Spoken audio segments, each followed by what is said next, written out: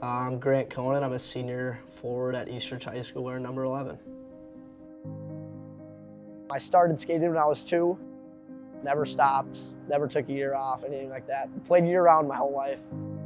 I got hit during a game on January 6th, playing against our rivals, Woodbury. I mean, I'd been hit before and stuff like that. I kind of knew something was different, but I didn't want to put that out there. I wanted to keep playing. When I got to the locker room and took my shoulder pads and jersey off and kind of saw my AC joint popped up, I was like little concerned, but I mean, still I wanted to play.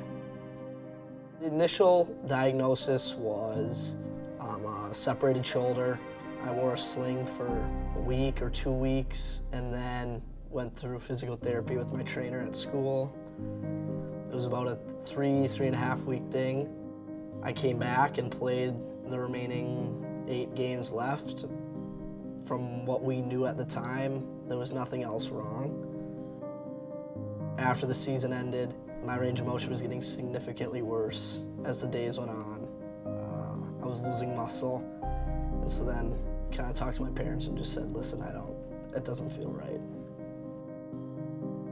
Grant had a fracture of what's called the coracoid process. It's the small protrusion in the front of your shoulder. It's reasonably uncommon injury, but most of which heal up very well on their own, non-operatively. So at this point, he was already more than 3 months out from the injury with really no radiographic evidence of any sort of healing. And there's probably too much motion at that site. So at that time we talked about considering just completely shutting him down from all activities for another 6 weeks or so and see if this would heal on its own, or the consideration of adding some fixation across the fracture surgically to provide more stability to aid in its healing. Grant elected to proceed with surgery. It was something we were able to do arthroscopically, so a few poke holes around the shoulder. Basically cleaned up the fracture site, and then a single kind of large screw that went right across the coracoid and stabilized that area, packed a little bone graft into that area as well. After surgery, he did go into a sling. He was in that for 6 weeks, really to let things just kind of heal up, and at that point we began some therapy. Upon his post-op recovery is when Dr. Pepin referred Grant to me to start working on the post-op rehab part of his shoulder recovery.